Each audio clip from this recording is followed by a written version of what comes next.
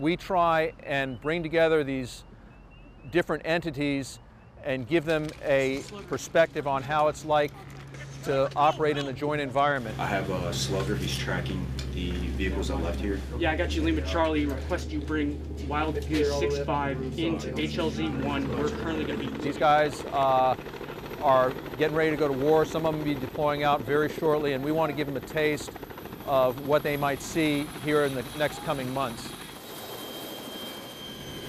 They know how to kick indoors, they know how to do all the kinetic operations, but interacting with such a large air component is different. You don't find that anywhere else.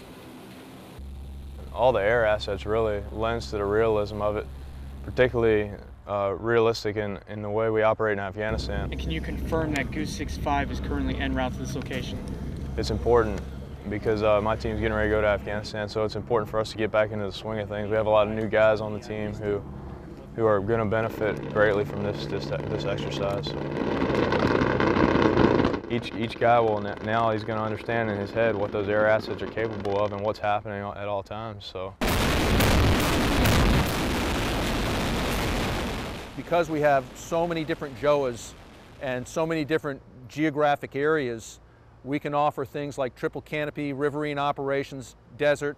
As we move out into Melrose, we'll get high density altitude operations.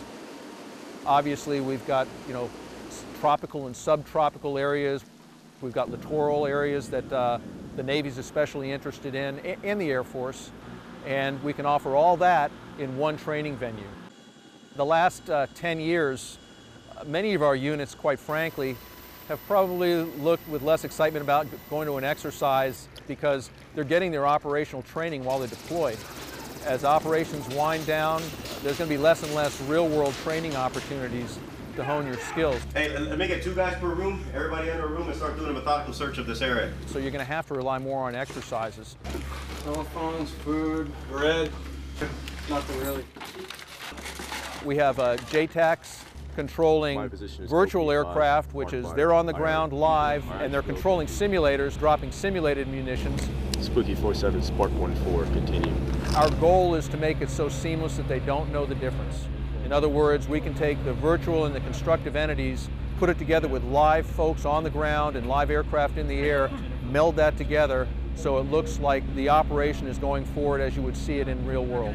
Rounds on target, fire for effect. I think this is a very good exercise. It's one of the best exercises that I've been involved with in my 27 years. I don't think I've seen the combat environment replicated with this amount of realism.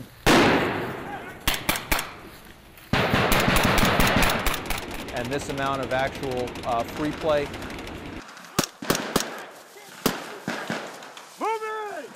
We do a pretty good job, I think, giving a dynamic environment to the warfighter, to our training audience. Hey, use the smoke as concealment. Push to the boat. Push to the boat. Stand on north flank, smoke. You're cleared high. 50 meters north from the rear.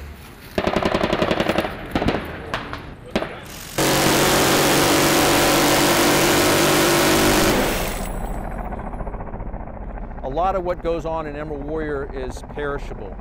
We need to be ready to prosecute the nation's business on a moment's notice. We need to be well trained. 2 on this corner, 1 right here. Everybody else is in this building. We need to have, I believe, an annual exercise in order to make sure that we don't lose those skills. Emerald Warrior gives a very realistic, very useful environment for these special operations and conventional forces to hone their skills.